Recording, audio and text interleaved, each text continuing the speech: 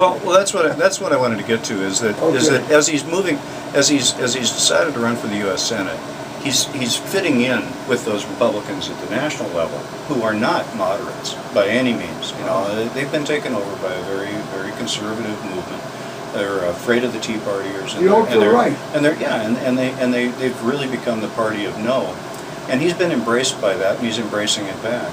And so the differences between us, you won't find much at the state level in our past, but you'll find a big difference, I think, going forward. But you know, easier to talk about than issues, because actually the governor has kind of avoided talking about very many issues. He's running.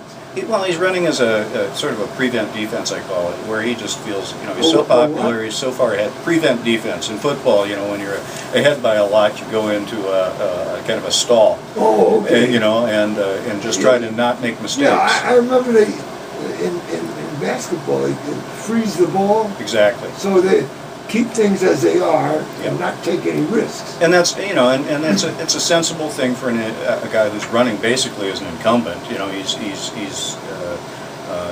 quite popular, as you pointed out. That's been his position. So it's hard to find a difference on issues because he won't engage. I can point out a few, but I think the most critical thing is what you take to the Senate in terms of character and attitude. And the governor, he's a nice guy, but he goes along to get along. He's smooth, very smooth. He will be suave. Yeah, he is. He'll be quite quiet, I believe, in the U.S. Senate. He'll go into the minority party. Mitch McConnell will, you know, kind of direct how he votes and what he should do, and he'll put in his time. Maybe even Karl Rove will have a hand. Could be.